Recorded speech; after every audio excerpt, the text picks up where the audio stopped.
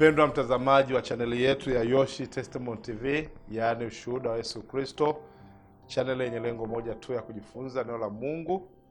Na siku ya leo kwa neema ya Mungu pata neema tena ya kuja kujifunza neno la Mungu kutoka kitabu cha Yohana sura ya 3. Ni mfululizo wa Injili ya Yohana, nilianza kuanzia sura ya 1 na sasa kwa neema ya Mungu tuko Yohana sura ya 3 kuanzia mstari wa 1. Tasoma mpaka 15. Biblia inasema, basi palikuwa na mtu mmoja wa Farisayo, jina lake Nikodemu, mkuu wa Wayahudi. Huyo alimjia usiku akamwambia, Rabi, tunajua ya kuwa wewe mwalimu umetoka kwa Mungu, kwa maana hakuna mtu awezaye kuzifanya ishara hizi uzifanyazo wewe, isipokuwa Mungu pamoja naye. Yesu akajibu akamwambia, amini amini nawaambia, mtu asipozaliwa mara ya pili hawezi kuona ufalme wa Mungu. Nikodemo akamwambia, awezaje mtu kuzaliwa akiwa mzee? Aweza kuingia tumboni mwa mamaye mara ya pili akazaliwa? Yesu akajibu akamwambia, amini amini nakwambia, mtu asipozaliwa kwa maji na kwa Roho hawezi kuingia katika ufalme wa Mungu. Kilichozaliwa kwa mwili ni mwili, na kilichozaliwa kwa Roho ni roho. Mstari wa 7. Usistaajabu ya kuwa nalikwambia, hamna budi kuzaliwa mara ya pili. Upepo huvuma upendako, na sauti yake waisikia, lakini hujui utokapo wala uendako. Kadhalika na hali yake kila mtu aliyezaliwa na Roho. Nikodemo akajibu akamwambia, mambo haya yawezaje kuwa? Yesu akajibu akamwambia, je, wewe mwalimu wa Israeli, na mambo haya huyafahamu? Amini amini nakwambia, lile tulilolijua tunalinena, na lile tuliloliona tunalishuhudia, wala ushuhuda wetu haukubaliki. Ikiwa nimewaambia mambo ya dunia wala hamsadiki, mtasadiki wapi mambo ya mbinguni? Wala hakuna mtu aliyepaa mbinguni ila yeye aliyeshuka kutoka mbinguni, yaani mwana wa Adamu.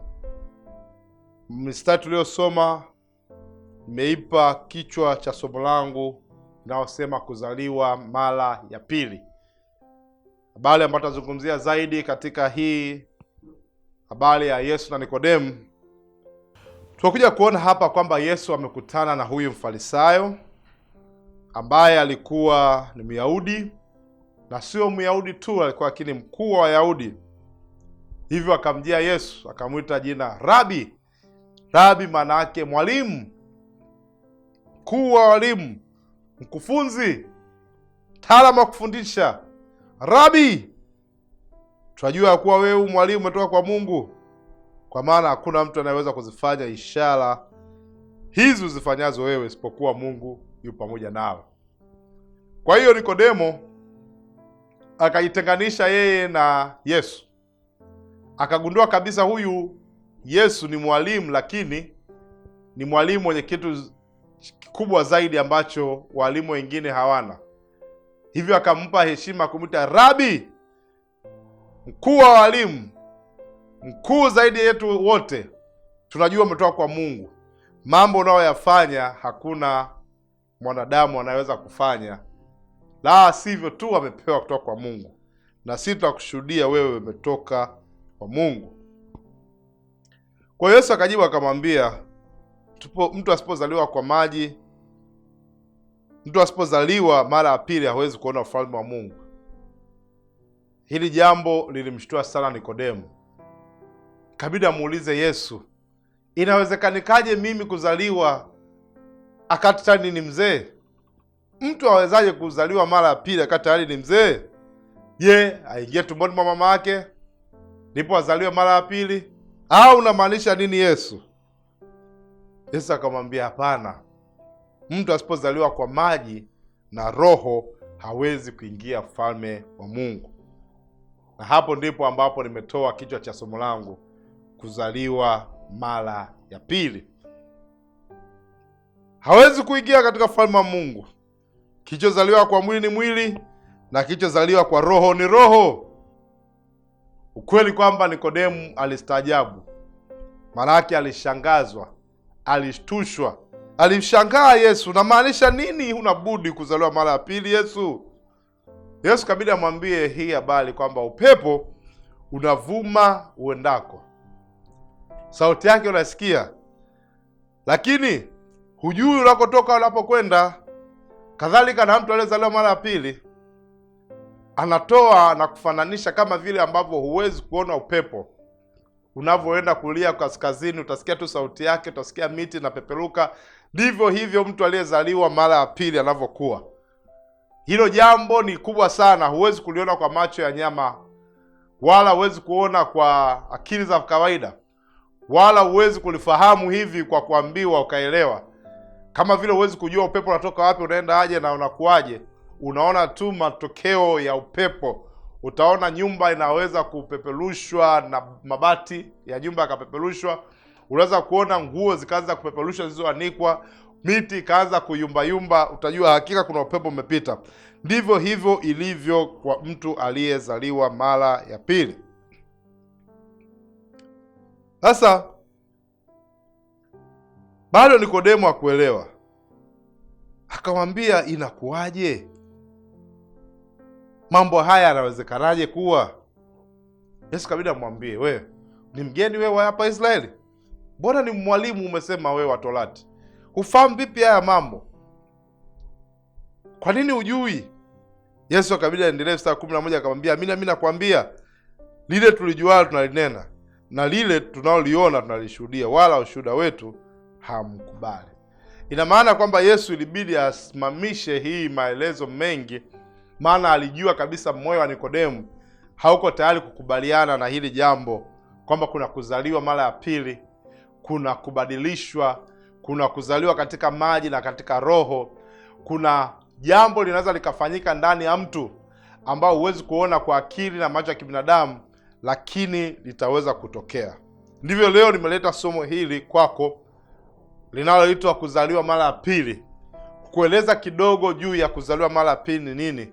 Kama mstari wa 6 unavyosema, kilichozaliwa kwa mwili ni mwili na kilichozaliwa kwa roho ni roho. Ina maana kuna kitu cha tofauti kinachozaliwa. Kuzaliwa mara ya pili ni kuzaliwa katika roho. Mara ya kwanza umezaliwa na mama na baba na ulikuwa unaishi maisha ya kawaida, unaishi maisha kwa kutumia akili zako na unaishi unavyotaka, unaishi maisha jinsi ambavyo unaishi sasa. Lakini kuna hatua ya pili, kuzaliwa katika roho. Na ili uelewe vizuri, ukienda kitabu cha Tito 3 mstari wa 3, Biblia inasema, maana hapo zamani sisi nasi tulikuwa hatuna akili, tulikuwa waasi, tumedanganywa, huku tukitumikia tamaa na anasa za namna nyingi, tukiishi katika uovu na husuda, tukichukizana na kuchukiana.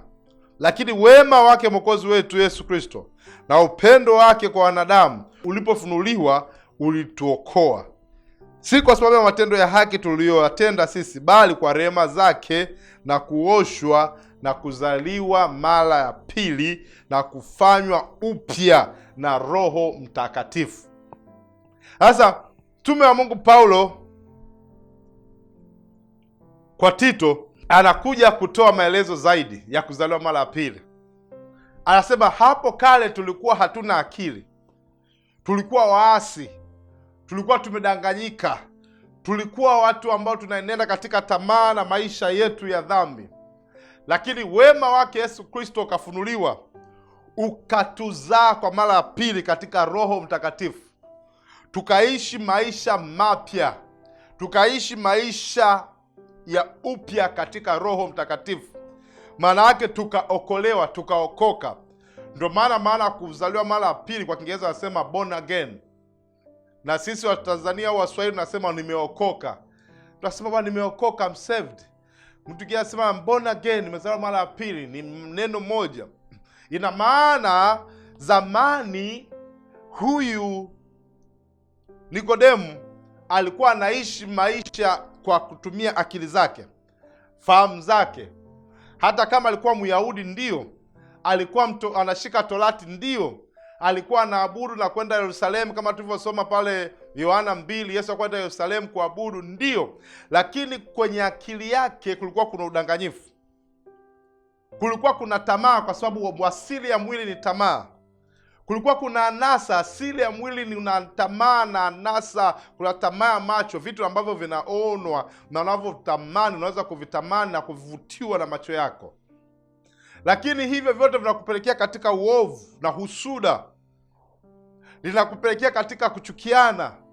Ndipo hapo sasa Yesu akamwambia, ili uweze kuulisi uzima wa milele, ufalme wa Mungu, lazima uzaliwe mara ya pili.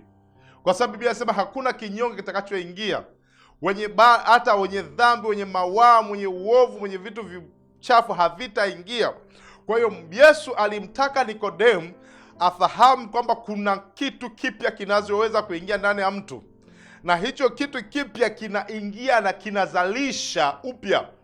Na mtu ambao ulikuwa unaishi maisha ya kawaida, maisha ya tamaa na ubaya wa tamaa, hizi husuda, kuchukiana na kuchukia na uovu mwingine hauonekani kwa macho ya kawaida.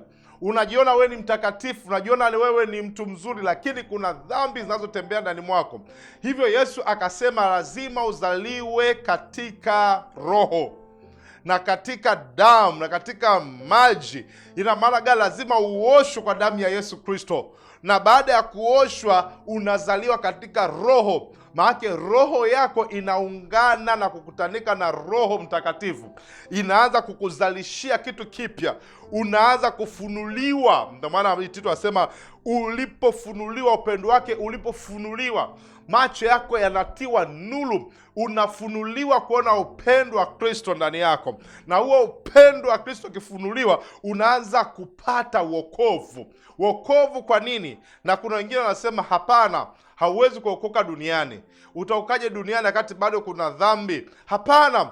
Unapompokea Yesu Kristo, unapopokea pendo la Yesu, unapoamua sasa nataka kuzaliwa mara ya pili, Roho Mtakatifu akiingia ndani mwako, anakupa ushindi wa dhambi, anakuhakikishia ushindi wa ufalme wa mbinguni. Ndio maana Nikodemo akaambiwa tiketi ya kuweza kufika ulimwengu Mungu unaokoka kwanza. Kumbe unapookoka unazaliwa mara ya pili, unatangaziwa mwisho wa safari yako ya mbinguni kabla ya kufika. Bwana Yesu asifiwe. Sasa maana gani ya kuzaliwa mara ya pili? Umetoa maana hapa, ni kuumbwa na kubadilishwa kwa mtu katika Roho Mtakatifu. Unaumbwa, unabadilishwa, mtu unaishi, unakuwa kiumbe kipya kwa njia ya Roho Mtakatifu. Bwana Yesu asifiwe. Warumi 12 mstari wa 2 umesema vizuri maneno haya. Biblia inasema, wala msifuate kanuni za dunia hii, bali mgeuzwe na kufanywa upya nia zenu, mpate kujua hakika mapenzi ya Mungu yaliyo mema, ya kupendezwa na ukamilifu. Wala msifuatishe kanuni, namna za dunia hii, bali unageuzwa, nia yako unafanya upya. Ndio hapo unaposema sasa unazaliwa mara ya pili. Nia yako ambayo ilikuwa inaelekea katika uasi, katika uovu, katika mambo ya kidunia, Mungu kwa kupitia Roho Mtakatifu anaingia ndani mwako, anakubadilisha nia yako ya dhambi, nia yako ya uharibifu, nia yako ya tamaa, anaibadilisha. Unafunuliwa macho, unapata kujua hakika mapenzi ya Mungu yaliyo mema, ya kumpendeza, ya ukamilifu. Na ukiishaanza kuishi maisha ya ukamilifu, hapo sasa ndo Biblia inaposema watakatifu walio duniani hao ni bora, ndio ambao anapendeza Mungu. Ndio ambao Mungu anapendezwa nao. Ina maana tayari wewe una tiketi ya kufika mbinguni. Ina maana tayari Nikodemo anavyoambiwa ili uweze kurithi uzima milele lazima uzaliwe mara ya pili.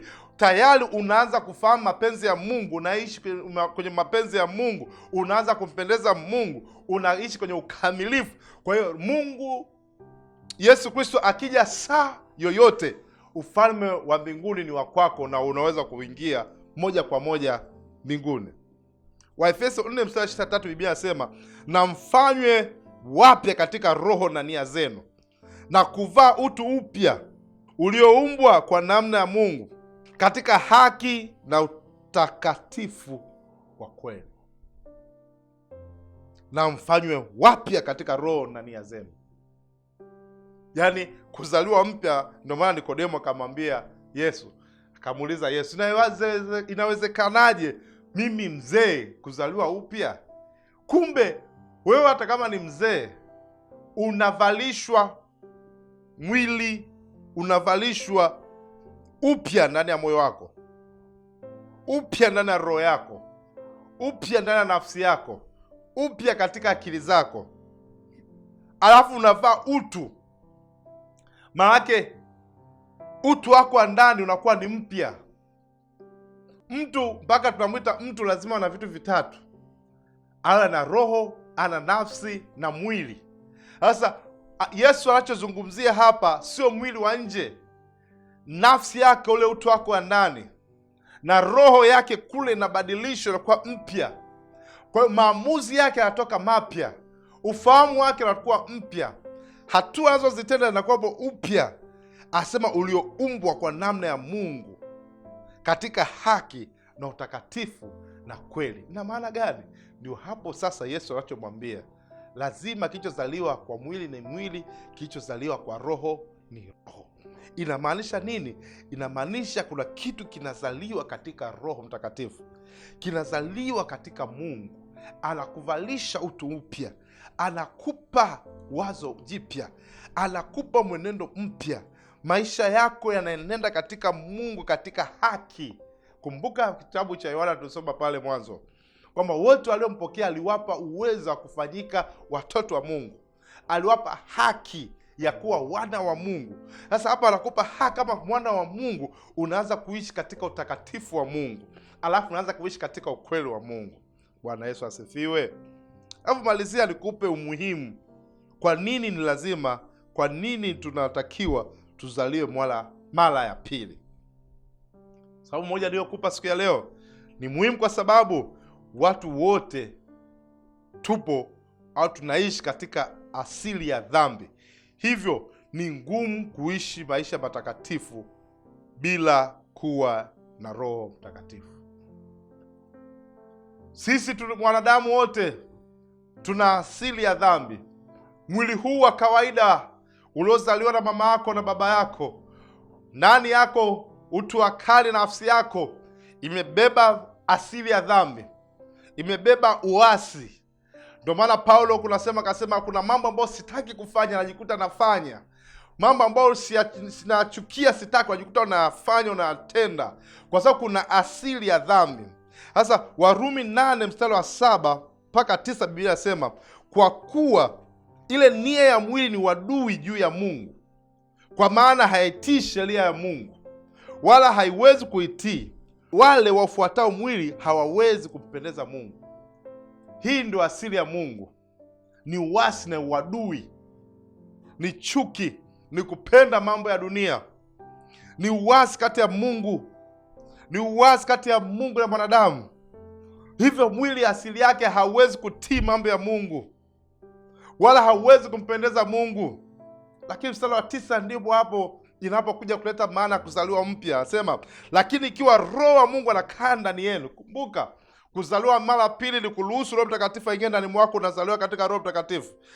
Sasa Roho Mtakatifu anakaa ndani yenu, ninyi hamfuati mwili, bali mwaufuata Roho. Lakini mtu awaye yoyote asipokuwa na Roho wa Kristo, huyo si wake. Ina maana gani? Kama huna Roho wa Kristo, ambayo Yesu alimwambia Nikodemo, kilichozaliwa kwa mwili ni mwili, kilichozaliwa kwa roho ni roho. Kama Roho Mtakatifu hajaingia ndani mwako, kazaliwa upya katika Roho Mtakatifu, wewe sio wa Kristo, kwa sababu huwezi kufanya mapenzi ya Kristo.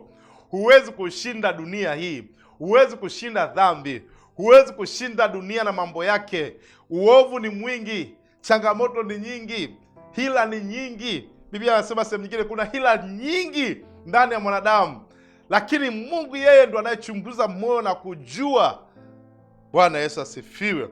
Sasa mstari wa 12 hii Warumi 8, Biblia inasema hivi, basi kama ni hivyo, ndugu, tu wadeni si wa mwili hii, tuishi kwa kufuata mambo ya mwili.